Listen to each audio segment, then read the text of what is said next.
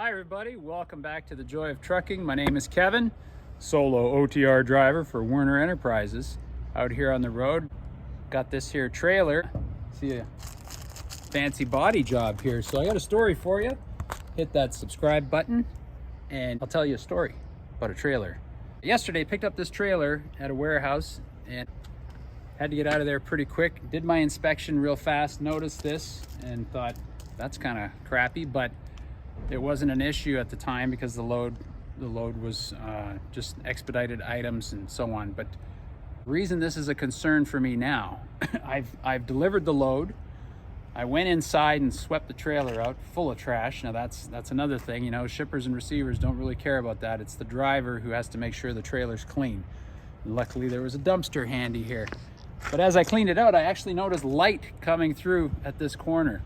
So here we got some cellophane tape covering some duct tape, and looks like it's kind of weatherproof tape and that sort of thing. But I know for a fact if my next pickup was at a place that has paper products or food grade materials, they will reject this trailer. If they went inside and saw the light shining through, I once got a trailer rejected because there was a gash in the ceiling where somebody had been unloading and I guess their forklift or something hit the ceiling and tore the sheet metal up there. Even though you couldn't see daylight, trailer was rejected because they don't want any weather getting inside the trailer that'll damage the paper or the food products or whatever. The trailer has to be in really good condition. No holes in the floor, no holes in the wall, no holes in the ceiling. So I am not gonna go out of my way to get, report this, and then the maintenance department will say, you need to get that fixed and here's where you should go, Takes time out of my paid miles, my working hours, where, I'm gonna take this someplace and sit there and wait for it.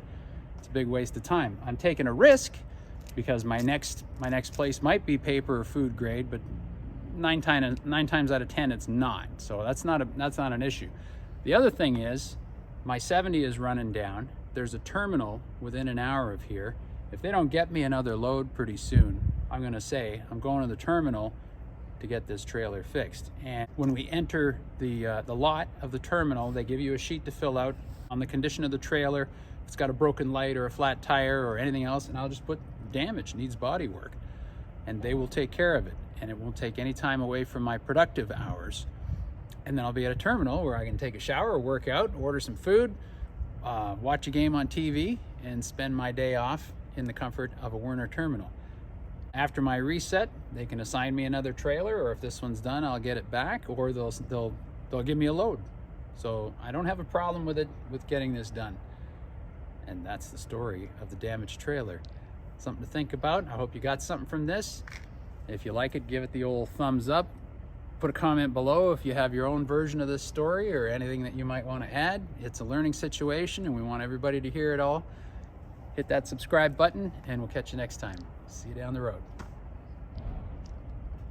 Bye-bye.